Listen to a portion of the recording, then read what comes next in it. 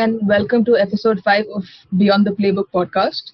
Today it's my pleasure to welcome Professor Simon Chadwick, a British academic whose work sits at the crossroads of sports, politics, and diplomacy. Professor Simon Chadwick is a global expert on sport, geopolitics, and soft power, with nearly 25 years of experience as a researcher, writer, consultant, and academic. He is professor of Afro-Eurasian sport at Emlyn Business School in France, where he directs the Center for Eurasian Sports Industry, shaping both academic and industry conversations. Recognized by the Huffington Post as one of the world's top 30 sports marketers and ranked by The Independent among the top 10 most influential business figures on Twitter, Professor Chadwick has significantly influenced global sports discourse. He has published over 120 works, including the 2023 book The Geopolitical Economy of Sport, and co-authored the Sport and Soft Power Rankings 2025 for Schema Publica, the first global measure of nation sport-based soft power.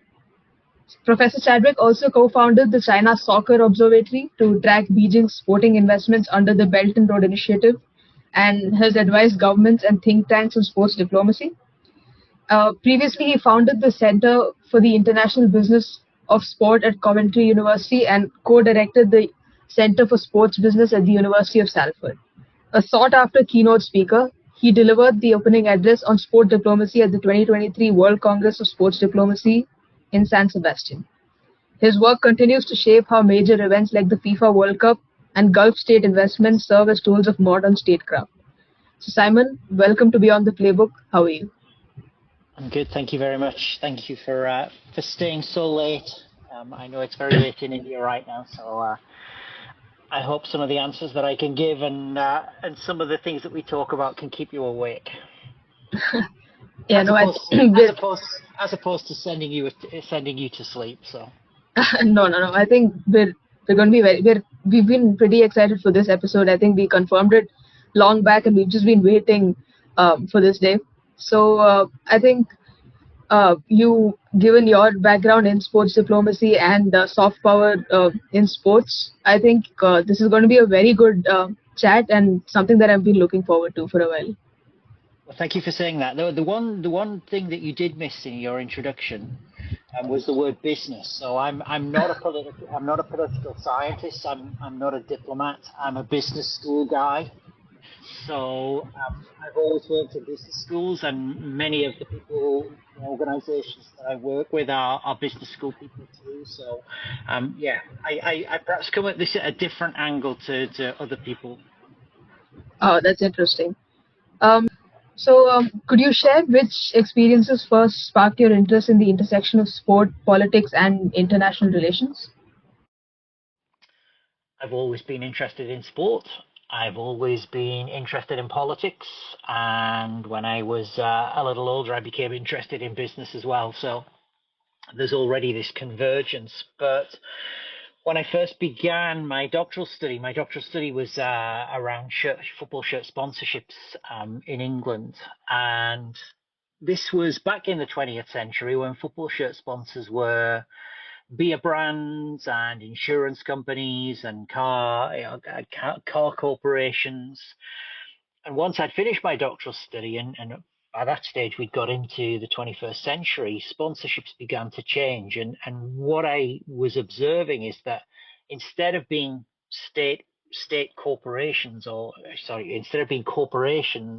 companies, brands, instead what was happening is we were getting state entities, particularly state-owned airlines, but in addition to that, tourism campaigns run by governments and this kind of thing as shirt sponsors.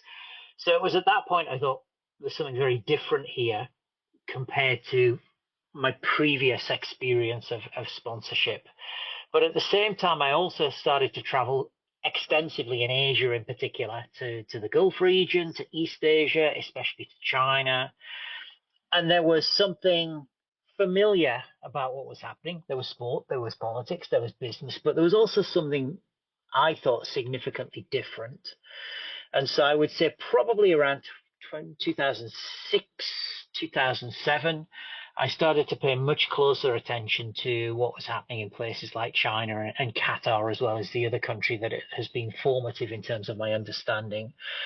And what has been very clear over that last 20 years is that sport is no longer sport, and sport business is no longer sport business.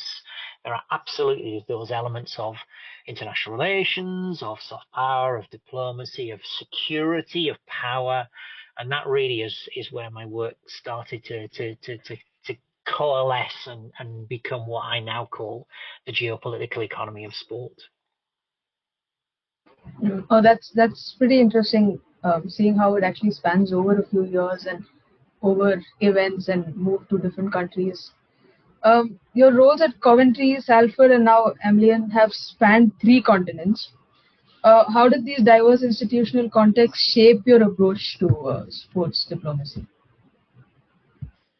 So I've not just taught over 3 continents. I've taught in Asia. I've taught in South America. I've taught in the United States, all over Europe, in parts of Africa, and I guess I would say 2 things. Is that sport has been very helpful to me as a lens through which to look at and understand other countries and cultures. And I would say that one of the characteristics or one of the descriptions that I give to the work that I do is I'm interested in countries and cultures. It's not necessarily sport, it's not necessarily diplomacy or international relations or even business for that matter. It's I'm interested in countries and cultures, and sport is a very good lens through which to look at those things.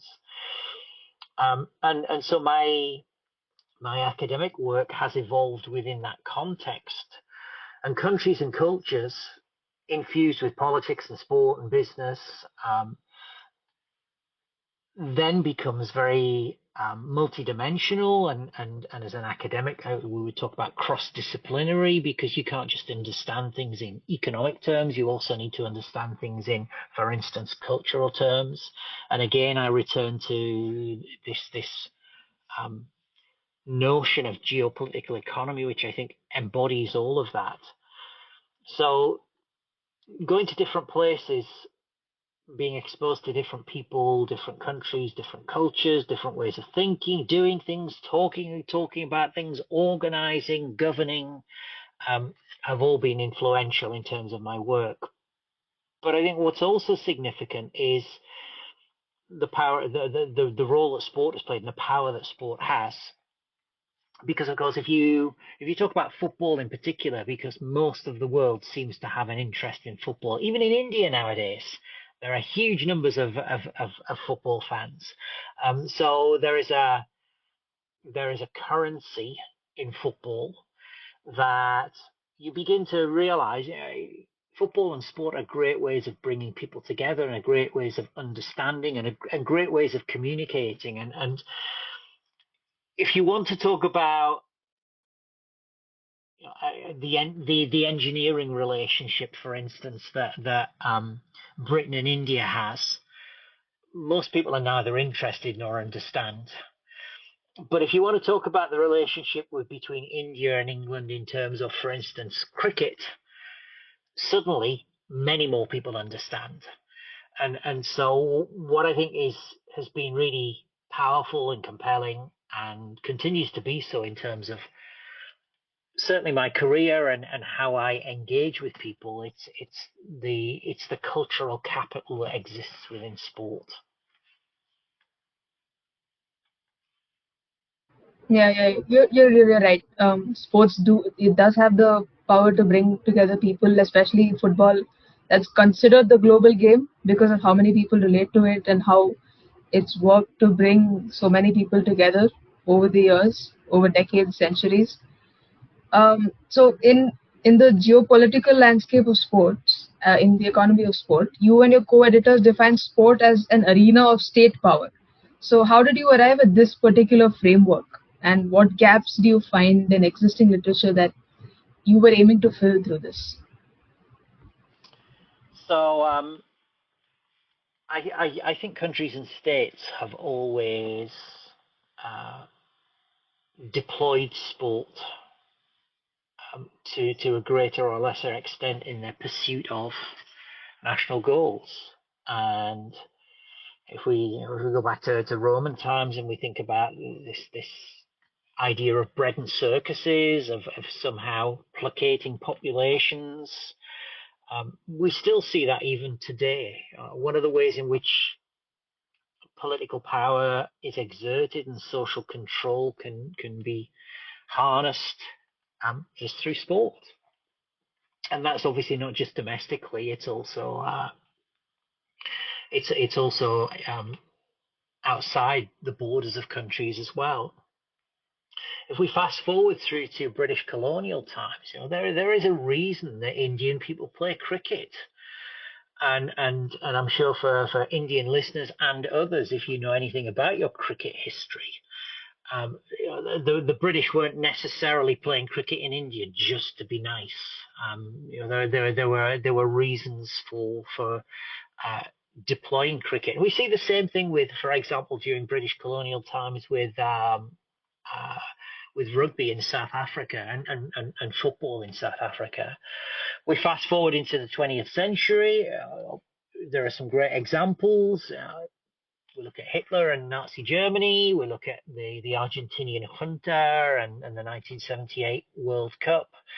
But I think what we've also got to realize is obviously in these particular cases, the common vernacular, popular vernacular now would be that these episodes were sport washing, or could be construed of as being sport washing today. But I think there are lots of sport for peace type initiatives that have been running for decades. So sport is not just about conflict; it's also about peace too, and about bringing communities together. And we see, for instance, countries like Qatar engaging in diplomatic activity through sport to try and build peace. And I know that the Qataris have been very active over the last decade or two in Palestine, for example, trying to bring together communities through sport.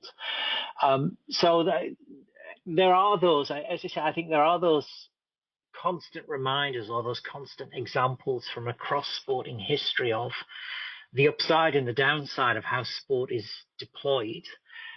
But I guess the crucial part of it is always there has been some kind of central organizing entity, typically the state. And after a period of years, 1990s into the 2000s, where really free markets were dictating how sport was organized, we are now beginning to see, with the rise of I'm not going to say new powers, resurgent powers, India, China, beginning to exert their influence on global sport, and the response of countries in the global north, some of the European countries, France and Britain. So what we're beginning to see is the resurgence of state intervention in sport. And so we are seeing Saudi Arabian government spending huge amounts of money on sports investments. But we're also seeing, for example, the British government taking soft power through sport much more seriously. At the same time, we are seeing, for instance, in the Scandinavian countries, a very strong sport for good agenda being pursued. So we live in interesting times because, as I say, I don't think this I don't think it's an exclusively state phenomenon that we're living through now. But certainly the role of government, the role of state, the role of countries are increasingly important right now. Yeah, the role of state is definitely increasing a lot right now, especially in using sport as a tool, like you mentioned. In the recent sport and soft power rankings, which placed the United States first, UK I think was second, and France was third. It's a first of its kind list that ranks countries according to using sports and soft power. So can you walk us through the methodology behind the ranking and what surprising insights it revealed during the process? So for people who are unfamiliar with this, it is a schema Sport and Soft Power Ranking 2025. If you use your favorite browser to search for that, it's freely available. So the ranking is freely available, and the accompanying report is freely available too. We instigated the project because countries appear to be taking soft power projection through sport more seriously than arguably they ever have done before. And we are seeing it's almost like a soft power arms race beginning to take place, where countries are trying to fight each other on a soft basis. No guns, no warfare. But the essence of soft power is attractiveness, and so we're seeing countries trying to be more attractive than their rivals. So on that basis, we decided to create this ranking. We engaged more than 60 people in the formulation, creation, and validation of the ranking across 3 stages. The results we got are that the United States is number 1. We did compile the ranking pre-Trump, so there's an interesting discussion, I think, to be had around the extent to which Donald Trump's re-election for a second term may or may not have impacted US soft power through sport. Number 2 was Britain. Number 3 is France, and I don't see any of those 3 countries as a surprise. If we think about the United States, it is omnipotent. NBA basketball was popular around the world. Many of us are familiar with big American broadcasters. We look at Netflix, for example, and the popularity of Formula One around the world and its Drive to Survive series. American. We know some of the biggest stars, the biggest icons. American. Even somebody like Snoop Dogg, who was around in Paris during the 2024 Olympic Games. So the United States is there for a reason. Britain and France take things very seriously. Britain has recently doubled down on that by creating a soft power council. France, I constantly argue that France hosting the 2024 Olympic and Paralympic Games was as much about promoting brand France and brand Paris as it was anything else. So the top 3 were no surprise. What I was surprised about was China number 4, because I personally don't believe that China achieves cut through in the global north in the same way as, for example, the United States does. China at number 4, I think, is significant because when we engaged this 60 plus experts, we were very, very keen to ensure that we didn't choose lots of Europeans or lots of people from the global north. We really wanted a global cross-section of global constituency. And so we did have people from across Asia. We did have people from South America telling us about their perceptions of soft power. And so I think China's ranking at number 4 is an outcome of that really cross-sectional nature of the study that we did. Number 11 was interesting in a similar but somewhat different way. Number 11 was Russia. So given that Russia is currently banned from many sports globally, not participating in the Olympics, not participating in the FIFA World Cup, to still be seen as being a sport and soft power heavyweight, I think that's really some feat for Russia. And it does raise some really interesting questions, both good and bad. But it does raise some really interesting questions. At 15 and 16, at 15 we had Qatar, at 16 we had Saudi Arabia. So for the time being, Qatar still does retain a soft power edge ahead of its rival, Saudi Arabia. But Saudi Arabia, as many people will know, will host the World Cup in 2034. It has ambitions to host the Olympic Games, something that Qatar also wants to do. So I think it's a very interesting soft power battle emerging in the Gulf region. And then, of course, we have India. Now, I have to confess that I can't, off the top of my head, I can't recall India's position, but it wasn't in the top 10. It was in the top 20, but not in the top 10. And the people that we spoke to, what was very clear, and it's fairly obvious that this is very clear, is the power of the IPL. And this is something obviously we can't discount, the power of the IPL.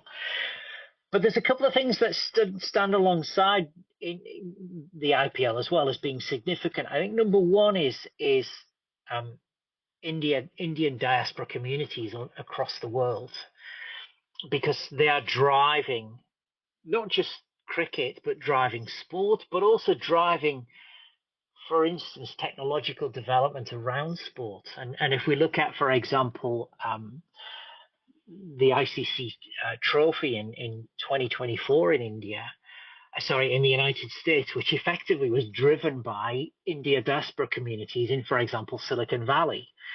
And so I think India as a country is one thing, but its diaspora communities are another thing. So that was one observation that seemed to be important. But the other observation to make is the power of India's high net worth individuals. And straight away, I'm thinking about, for instance, the Ambani family and the role that the Ambani family has in not just in Premier League cricket, but in technological development and the promotion of sport more generally. And I guess for me, the lesson that I've learned is that India has soft power. India does have an established position in global sport.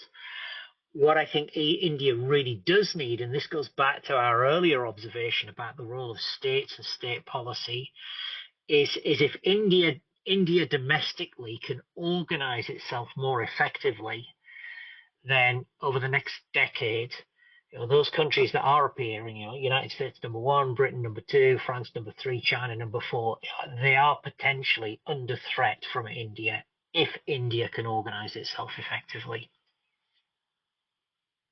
Yeah, I think you make quite a compelling point for the Indian ranking in the list. I think even the fact that we are bidding to host the 2036 games is also a major role. And as you say, the Ambani family has a major influence in the bidding process as well. Um, and also hearing about how different countries are ranked and how different the reasons are for them being in these positions in the ranking is was quite interesting to hear, actually, especially China's case. And coming to the Qatar World Cup, you've critically examined the 2022 World Cup as a soft power exercise. And from your perspective, what lessons should future host countries learn about balancing the image, the security, and the long-term development goals? I think the first thing I would answer is I believe that soft power erodes, and just because you were popular once doesn't mean you're always going to be popular, or just because I even as a human being, just because I was attractive once, it doesn't mean I'm attractive now. So soft power does erode. Attractive power erodes, and what we are therefore seeing, and we will continue to see, is Qatar needing to bid for events to ensure that popular perceptions of and attitudes towards the country continue to be positive. And so we will see a Qatar Olympic bid, perhaps for 2036. We are going to see the Basketball World Cup heading to Qatar, I think, in 2027. The Asian Games are going there, I think, in 2028 or 2029, I think. The Qatari government has just repurposed its World Cup organizing ministry to become an event bidding ministry. And so that's probably not the answer you expected me to give, but I think starting from now and working backwards, that's the big challenge Qatar faces, is how can it ensure that any attractiveness or goodwill, positive reputational developments, positive image developments, how do you sustain those?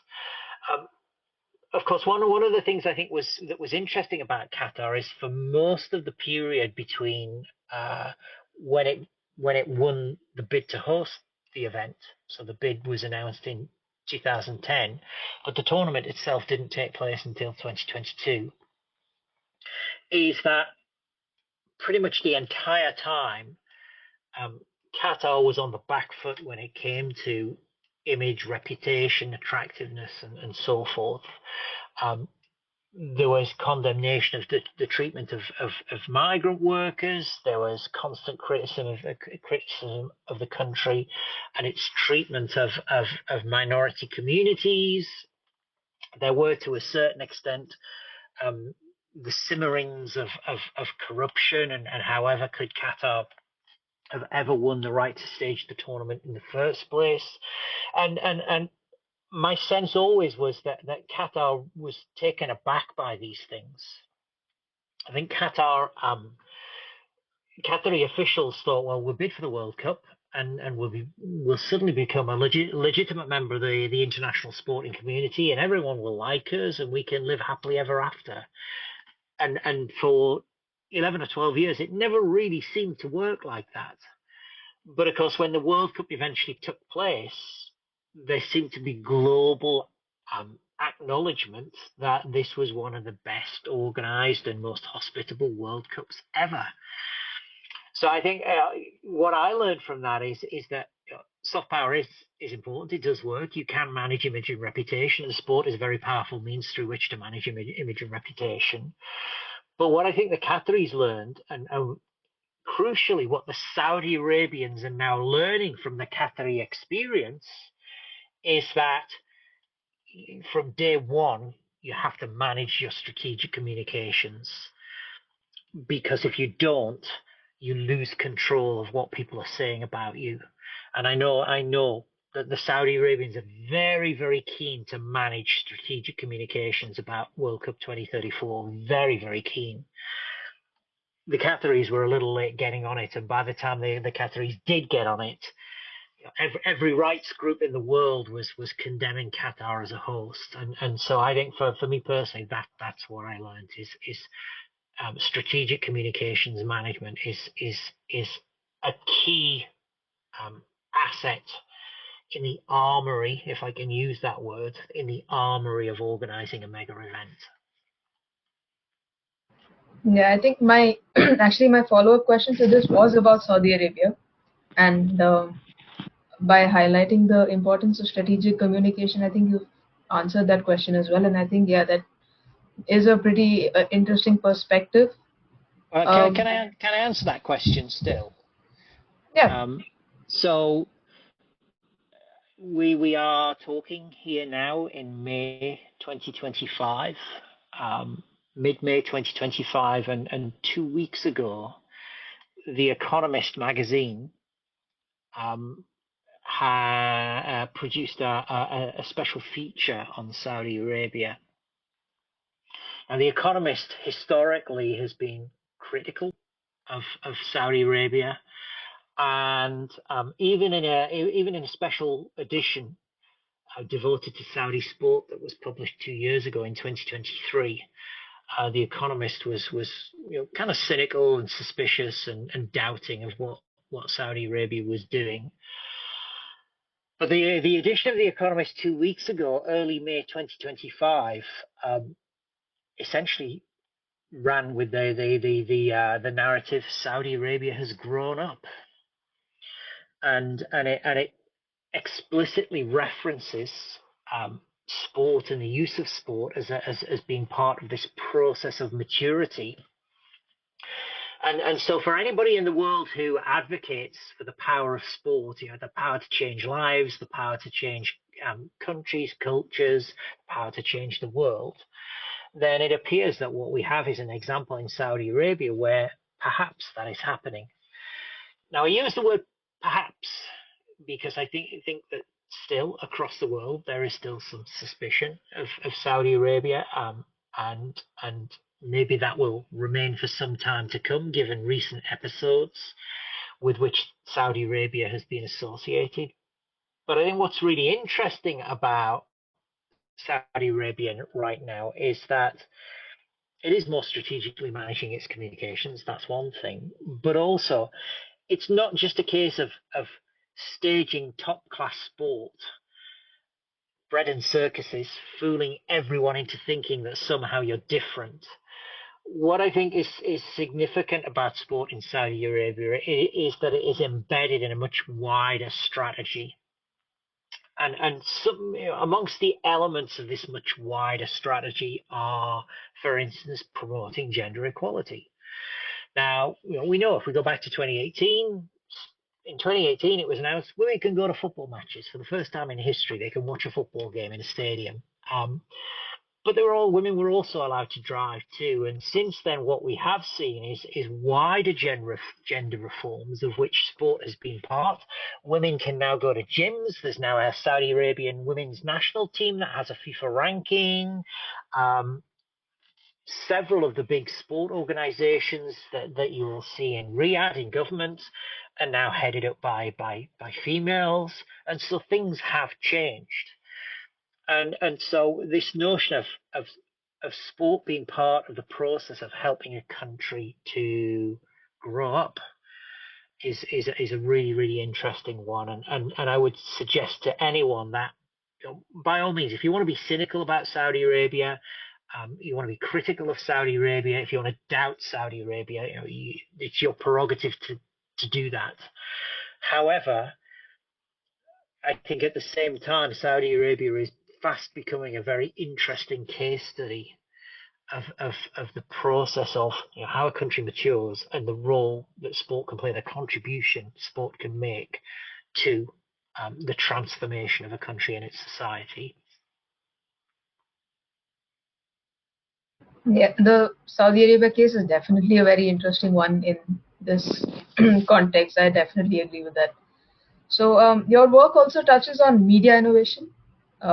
So how do you think VR and AR, virtual reality and augmented reality and digital platforms transform sports diplomacy strategies, do you think?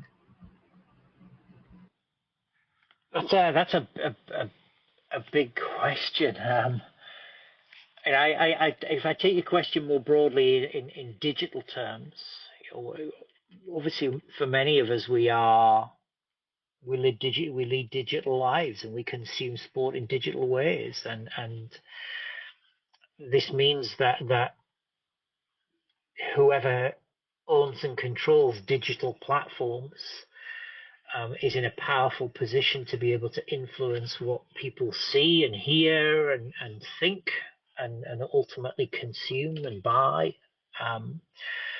And so I've already mentioned earlier on in the podcast about Netflix and Drive to Survive and how that has driven engagement with Formula One. If we look alternatively at English Premier League football and really the global competitive advantage that Premier League football has, it's certainly the most valuable football league in the world. We could argue that it's the most popular sports league in the world, perhaps even more popular and maybe even more lucrative than the NBA basketball series from the United States. And this competitive advantage has been established over decades through different forms of technology. Initially terrestrial broadcasting, then satellite broadcasting, and more recently via digital platforms. This is really important for Britain because it's one of the few things left that we do well. It creates jobs. It sustains an economy, an ecosystem. It makes a contribution to tax revenues, to national income. And so our engagement as a country and the engagement of that particular league with digital technology is really important. But I think we're also beginning to obviously see around digital countries from Asia making a play to be the home of global esports. So you've got China, South Korea, Saudi Arabia making a play to be the home of global esports. But we've also got obviously China making a play to be a powerful member of the digital community through, for instance, Hisense sponsorships, Alipay sponsorships, Oppo, Vivo sponsorships as well. And I know, if we're talking about Vivo, we then begin to talk about cricket in India again, and so I think we see China doing some very, very interesting things too in the digital space, and obviously ultimately who gets to control or who gets to influence, if not control, AI, um, who gets to control next generation broadcasting deals, whether maybe there'll be virtual reality, maybe there'll be augmented reality. That will have an economic consequence for the host nation of the broadcaster or of the content company that is able to secure that. And so this is, I guess, in some ways, we're already beginning to understand who has the power and who's exerting that power. But I do think that in the digital space, we've still got a considerable way to go yet before we can say India dominates or Saudi Arabia dominates or United States dominates. But what we do know is whoever is able to accumulate power through digital technology will utilize that power for its own interests. And whether that's states or corporations or maybe even sports themselves is one of the great intangibles, I think, of the next decade. Yeah, that was actually pretty interesting to hear about. So finally, given the concerns around sports washing and governance, what ethical frameworks or regulatory measures would you advocate to ensure sport remains as a genuine vehicle for international understanding? Well, the first thing to say is I'm not a big fan of this term sport washing. I think it oversimplifies a complicated world. I also think that, for example, and we started here, we might as well end here. The British government deployed cricket during colonial times for purposes which were never called sport washing, but using 21st century vernacular looks to me like sport washing. And so whilst we Britons were doing very nasty things in India, of course, we were able to divert people's attention away by saying, well, hey, let's have a game of cricket. Let's forget about all the bad stuff and let's think about good stuff instead. So I'm not a big fan of the term sport washing. It's inadequate in so many different ways. I do believe that sport is deployed for managing image and reputation, and you feed into soft power, you feed into nation branding. It isn't just China or Russia or Saudi Arabia that manages image and reputation through sport. Britain does it. The United States does it. Germany does it. Italy does it. Brazil does it. India does it. Lots of countries do it. And so trying to better understand the nature of doing it, I think, is a task that all of us have to rise to. I'm going to stop there and ask me the question again, and I'll carry on. Yeah, basically, wanted to know what ethical frameworks or regulatory measures could be taken. Regarding ethical frameworks and regulatory measures, I believe the world needs something like a climate change summit for sport. Not just saying it's about climate, but there are so many different sports and so many different regulatory authorities within sport and so many different interpretations of what should and shouldn't happen. And I think such is the global nature and the interconnected nature of sports that to establish a set of standards is actually very difficult. It's very, very difficult. And if we take a sport like boxing, there are so many governing bodies in boxing with different codes, with different sets of regulations, with different approaches to governance. That however do you establish a common standard? We do have some mechanisms in the world that kind of help us. So, for example, we have the United Nations Sustainable Development Goals, which I think are in sport are incredibly underutilized as a means through which of establishing platforms on which teams can play, leagues can be organised, events can be staged, sponsors can engage with different sports properties. It is infrequent that we see sports organisations making reference to the United Nations Sustainable Development Goals. Now, given that we don't do that, I've got no great hope that there's going to be a global sports parliament where we can agree on these issues. But I think pre-Trump, pre-second term Trump, at least the United Nations and the SDGs, that's something that we agreed on. That's something that we all agreed on. So there is some hope there. Given that we're not going to have a global sports parliament, I would like to see the likes of FIFA and the International Olympic Committee stepping up and being more forthright and, dare I say, even strident in establishing standards for the global community. But certainly FIFA, I don't think FIFA really has done that. I don't think FIFA has ever done that.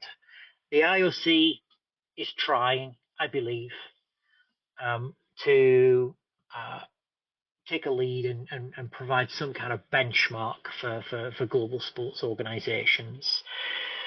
But I think in the area of ethics and human rights and basic standards around, for example, gender equality or good quality employment, the only area of promise that I see is around the United Nations Sustainable Development Goals. But that's still is going to take a lot of promotion and persuasion, and we still do need a lot of other organizations to adopt those standards as part of their operations. It's interesting that you mentioned that the SDGs are not as anywhere near mentioned in the sporting context as much as it probably should be. And I think that would be some sort of step in a direction that people want to head. So yeah, I think that's a pretty good point to ponder about and to see what can be done in that space in the context of sports. I think there's a little bit of a dichotomy here because a lot of people across the world spend their time saying we shouldn't politicize sport, and we very often hear IOC presidents, FIFA presidents, and I'm sure even people inside the United Nations themselves would say, well, we shouldn't politicize sports. But the reality is, whether we like it or not, sport is already politicized, and that is exactly why organizations need to stop shying away from this area and actually take a stand on establishing rights that protect kids, rights that protect women, rights that protect people who work in sport. If you look at the SDGs, I mentioned it already about good quality employment. I think, unfortunately, for many people who work in sport, they're not employed in good quality roles. So I still think sport has a long way to go, and maybe, just maybe, the United Nations Sustainable Development Goals might be one of the ways in which we can start the journey and be more effective in what we're setting out to do. Yeah, I for one think politics, some amount of politics and sports does have to go hand in hand to enable sports to be a better place for everybody, the people working in it, the people consuming it. So yeah, that's actually a pretty good point, and I think that's a great point to end on. This conversation was very insightful, and I've definitely learned a lot, definitely gained a lot of perspectives on the digital impact on sports diplomacy and the soft power rankings and how each different country was ranked, and what more is to come as we go ahead in the future with different countries bidding to host a lot of the major tournaments and the reasons behind it. So thank you so much, Simon. This was a very wonderful conversation, and I've definitely enjoyed this. Thank you for inviting me. Great questions. And hopefully the answers might prompt a little bit of discussion. And who knows, if we're lucky, maybe even a little bit of improvement. But thank you very much for inviting me.